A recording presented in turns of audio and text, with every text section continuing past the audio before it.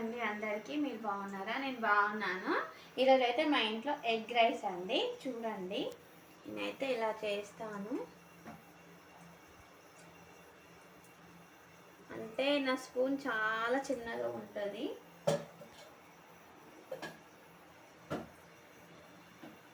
అందుకని చెప్పేసి అలాగే ఇంకా ఇలా పెడతానండి. ఒక్క నిమిషం అండి, అసలు నాకెవ్వరు లేరు వీడియో తీయడం, మా బాబు నేను తప్ప. మా బాబుకు పట్టుకోవడానికి రావట్లేదు, చిన్న అబ్బాయి కదా, రావట్లేదు. అందులోనే కొంచెం వేడెక్కిన తర్వాత ఇంకో జీలకర్ర ఆవాలు రెండు కలిపి వేస్తున్నాను. జీలకర్ర ఆవాలండి రెండు కలిపి వేస్తున్నాను. ఓకేనా?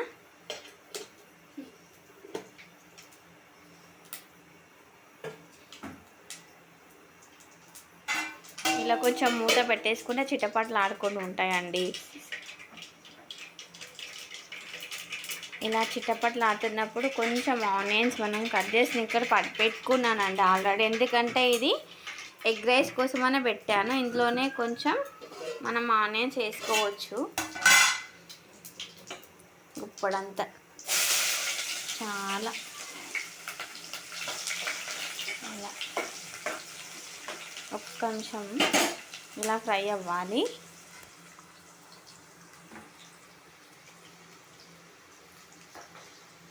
అల్లం పేస్ట్ అండి, ఇప్పుడు అల్లం పేస్ట్ వేస్తాను.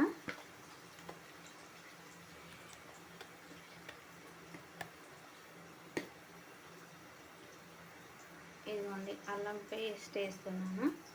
ఎందుకంటే కొంచెం ఎక్కువ ఉండాలి కదా అనేసి వేస్తున్నాను. వేసి కొంచెం దూరగా వేయించి, ఇందులో అయితే నేను పచ్చిమిర్చి యాడ్ చేయను. ఎందుకంటే ఆల్రెడీ నేను మామూలుగా చేస్తున్నది సర్ప్రైజ్ అండి మీ అందరికీ. అది చేసిన తర్వాత అది కూడా వీడియో పెడతాను మీకు. ఎందుకంటే ఇందులో పచ్చిమిర్చి వేస్తే మళ్ళీ అది కారం అయిపోతుంది, ఇది కారం అయిపోతుంది అని చెప్పేసి పచ్చిమిర్చి ఒక్కటి యాడ్ చేయట్లేదు. ఓకేనా? అలాగే ఇంకా ఇగో అడిగి పెట్టుకున్న కరివేపాకు.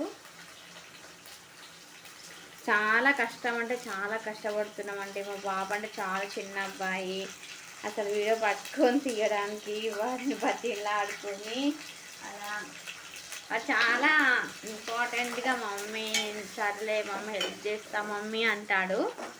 సర్లే అని ఇంకా నాకు కూడా మా వారు ఎప్పుడు ఇంట్లో ఉంటారు కదా, అలా ఇంకా చేస్తూనే ఉంటాను. ఇలా మా బాబు అయితే హెల్ప్ చేస్తూనే ఉంటాడండి నాకైతే.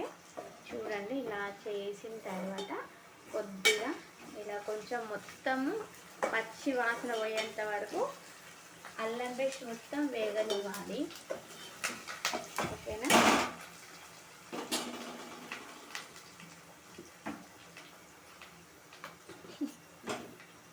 ఓకేనా? ఆ తర్వాత పసుపు వేసుకుంటాను.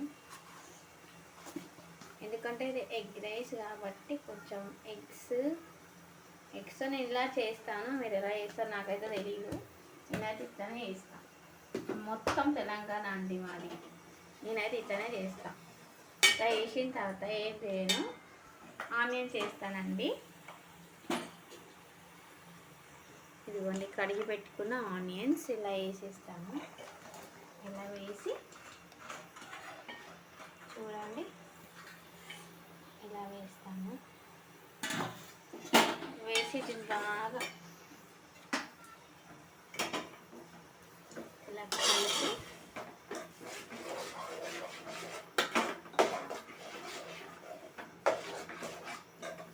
ఇలా కలుపుతాను.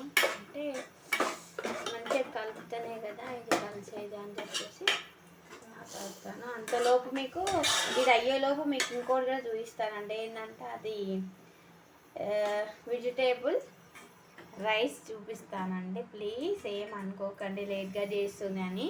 నేను కొత్తగా వచ్చాను కాబట్టి లేట్గా అయిపోతుంటుంది. ఓకేనా? ఇది ఇలా నేను ఈ స్టవ్ మీద పెట్టుకుంటానండి.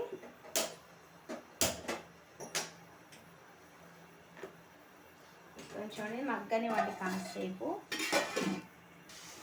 ఇలా ఇప్పుడు నేను పసుపు ఉప్పు వేసాను కదా, లైట్గా కారం వేస్తానండి. మా ఆయనకి అయినా నాకైనా మా బాబు ముగ్గురికి మా కారం తక్కువే కావాలి. అంటే ఇంత కారం తక్కువ ఉంటుంది కాబట్టి నాన్ వెజ్ కదండి 2.5 వేస్తున్నాను.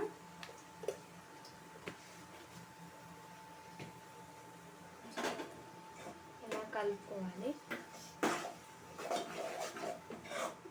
ఏమనుకోకండి ప్లీజ్ అంటే, ఎందుకంటే నేను చాలా చాలా ఇష్టంగా చేసిన ఫుడ్ మీరు ఒక్కసారి చూసినారంటే అసలు